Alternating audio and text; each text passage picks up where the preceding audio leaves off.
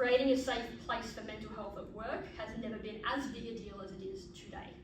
However, and this is where it gets controversial, it is more important that you're looking after yourself before you try and help another person. That's always missed on the posters, and this is where I flip the narrative.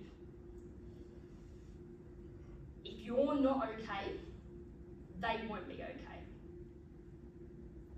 So look around yourselves, understand your strengths, understand the strengths of those around you, and if you see someone who might need some help and you don't feel that you're in the place to ask them if they're alright, go to somebody else and ask them to do it for you. If you do feel strong enough to check in on that person, be prepared for what you might hear. If something's hard to say, it's going to be very hard to hear. And that's why it's important that you know your support systems, who your mental health first aiders are. I'm not sure how you guys do that here, but I would assume there's one or two. Hopefully, like after this, you will go and do it because it's actually an incredible course. Know who your mental health first aid team is. Have the phone numbers for places like Beyond Blue and Lifeline in your phone.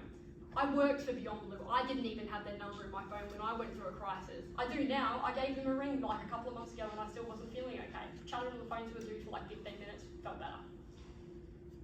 You got those numbers in your phone, you can just pass them along. Because the most important thing about asking someone if they're okay is not to be their saviour, is to push them along to the services in which they can help. Finally, if someone has reached out in a state of vulnerability to you, don't dismiss them. Listen and direct them to the help and support that they need and check in again after a few days. Say how you're going. I know that my life would have, who knows where I would have ended up, but it would have gone on a very different trajectory if someone had persistently and really wanted to know if I was alright.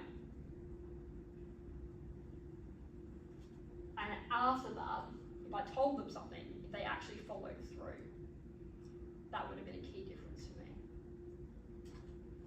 You don't just check in on people when the media tells you to. You've got to do it and be aware of it every single